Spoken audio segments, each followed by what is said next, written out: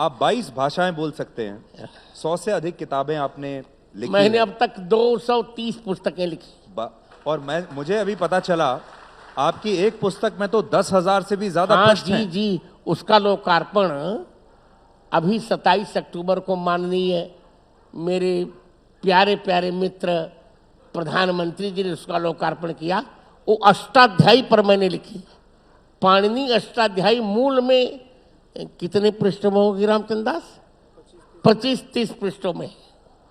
और उसकी व्याख्या मैंने 10,000 पृष्ठों में लिखी, जिसमें 50,000 तो मैंने श्लोक लिखी, जबकि भागवत जी में 18,000 श्लोक कहे जाते हैं, मिलते हैं 14,000। वाल्मीकि रामायण में 24,000 श्लोक कहे जाते हैं, पर मैंने उसमें 50,000 से अधिक श्लोक लिखे। अब कैसे लिखा मैंने, ये मैं नहीं जानता। गुरुदेव, आप वैसे अगर देखा जाए तो हिम्मती भी बहुत हैं और विवादों से आप कभी डरते नहीं। नहीं, साफ साफ बात करते हैं। मुझे आनंद आता है विवाद में, क्योंकि मैं मानता हूं कि जो संघर्ष करता है उसी का उत्कर्ष होता है। विवादों की बात हुई गुरुदेव, तो आप न्यूज चैनल्स देखते हैं, सुनते हैं, आजकल क्या खबरों में क्या चल रहा है, वो कभी उस पर आपकी नजर रहती है? सब नजर भी रहती है और यथोचित प्रसाद भी देता हूं। तो गुरुदेव, अभी हाल ही में, बल्कि हाल ही में क्या, आपने ये बात कई बार कही है, हनुमान चालीसा में भी आपने 4 गलतियां निकाली। और हमारे देश में हम सब तो मैं निवेदन करूं सुधीर जी, ये तुलसीदास जी की गलतियां नहीं है जी। ये प्रेस भूत होता है उसकी गलती है। तुलसीदास जी ने पुरानी प्रति में वही लिखा जो मैं कह रहा हूं। शंकर स्वयं केसरी नंदन, शंकर सुवन कभी नहीं कहा। शिव जी, हनुमान जी शंकर जी के बेटे नहीं हैं, शंकर जी ही हनुमान जी हैं। हरते भे हनुमान, राम काज रखता अवतारा, और सब पर राम राय सिर ताजा, सब पर राम राय सिर ताजा। राम तपस्वी राजा नहीं। तपस्वी राजा कैसे हो जाएगा? जो राजा होगा वो तपस्वी नहीं, जो तपस्वी होगा वो राजा नहीं। तुलसीदास जी ऐसा बदतो व्याघात नहीं कर सकते। सब पर राम राय सिर ताजा। और फिर आगे, राम रसायन तुम्हारे पासा, सादर हो रघुपत के दासा। सदा रहो नहीं, सादर हो रघुपत के दासा।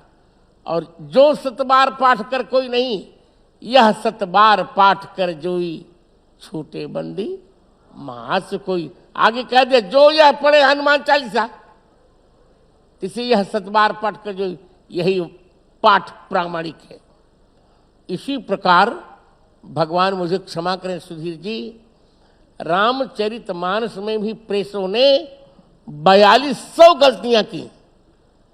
1-2 नहीं गलतियां की जी। उसका संपादन मैंने किया, मुझ पर मुकदमा भी चला, और लखनऊ खंडपीठ की डबल बेंच ने मेरे पक्ष में निर्णय दिया कि जगत गुरु जी का संपादन सबसे प्रामाणिक है, और फाइन लगाया उन पर 20,000 रुपए का। आज भी मुकदमे, आज भी प्रतिपक्ष फाइन को नहीं भर पाए, मैं क्या करूं? अब गुरुदेव, आखिर में बस आपका ये मार्गदर्शन चाहेंगे कि आप तो जानते हैं आजकल क्या माहौल है, आप जानते हैं किस तरह की स्थितियां हमारे समाज में आज उत्पन्न हो रही हैं। प्रकृति के नाम पर हम त्यौहार मनाते हैं, त्यौहार बचे हैं, प्रकृति खत्म होती जा रही है। नदियों को हम अपनी माता मानते हैं, देवी मानते हैं, लेकिन नदियों में ही आजकल प्रदूषण है। हर तरह का प्रदूषण आपको देखने को मिल रहा है। आखिर में आप देश के लोगों से, सनातन धर्म को मानने वाले लोगों से, और जो नहीं भी मानते उनसे भी आपका संदेश क्या होगा? मैं 140 करोड़ भारतीयों से कह रहा हूं, चाहे वो सनातन धर्म को माने चाहे ना माने, पर उनको भारत माता को तो मानना पड़ेगा। भारत को माता मानना पड़ेगा, वंदे मातरम कहना पड़ेगा। जब वो भारत को माता मान लेंगे तो प्रकृति से छेड़छाड़ नहीं करेंगे, नदियों से छेड़छाड़ नहीं करेंगे, और हमारा भारत एक विकसित भारत होगा जो मोदी जी कह रहे हैं, बहुत जल्दी विकसित भारत होगा, विश्व गुरु के पद पर आसीन होगा। और एक बार फिर अब ये सोने की चिड़िया नहीं बनेगा, ये स्वर्ण का सिंह बनेगा, चिड़िया नहीं बनेगा। और मैं अंत में यही कहूंगा, हमारे अधिकारी जी कह रहे, उत्तराधिकारी कह रहे, गुरु जी भी कह दीजिए, 3 बातें। बचपन को प्रबुद्ध करो, यौवन को शुद्ध करो और बुढ़ापा को सिद्ध करो।